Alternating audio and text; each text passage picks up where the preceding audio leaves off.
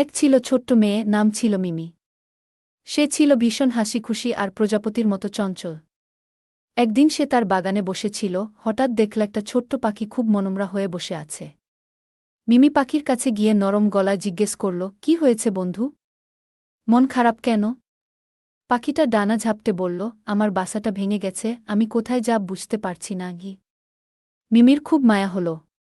সে পাখিটাকে কোলে তুলে নিয়ে বলল, চিন্তা করো না, আমি তোমাকে সাহায্য করব। কি মিমি দৌড়ে ঘরে গেল, মায়ের কাছ থেকে কিছু পুরনো কাপড় আর সুতো নিয়ে এলো। তারপর সে পাখিটার জন্য একটা ছোট্ট সুন্দর বাসা বানিয়ে দিল। পাখিটা নতুন বাসায় বসে খুশিতে কিচিরমিচির করে উঠল। মিমি মিষ্টি হেসে পাখিটার দিকে তাকিয়ে রইল। সেই দিন মিমি বুঝল অন্যকে সাহায্য করার মধ্যে কত তাহলে। মিমি একদিন তার দাদুর সাথে নদীর ধারে বেড়াতে গিয়েছিল। নদীর জল কুলকুল শব্দে বয়ে যাচ্ছিল আর চারপাশটা ছিল শান্ত ও স্নিগ্ধ।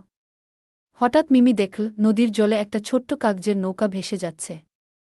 নৌকাটার গায়ে লেখা ছিল, কেউ কি আছো? আমার বন্ধুকে খুঁজে দাও। মিমির খুব কৌতূহল হল। সে নিচু হয়ে নৌকাটা তুলে নিল।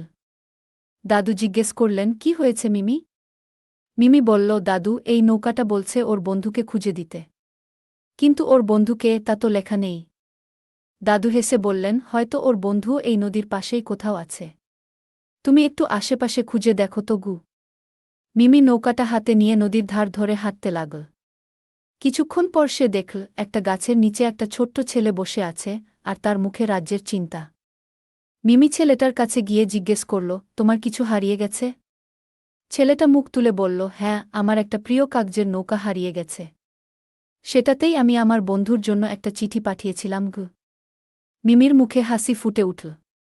সে তার হাতের নৌকাটা ছেলেটার দিকে বাড়িয়ে দিয়ে বলল, এটা কি তোমার সেই নৌকা?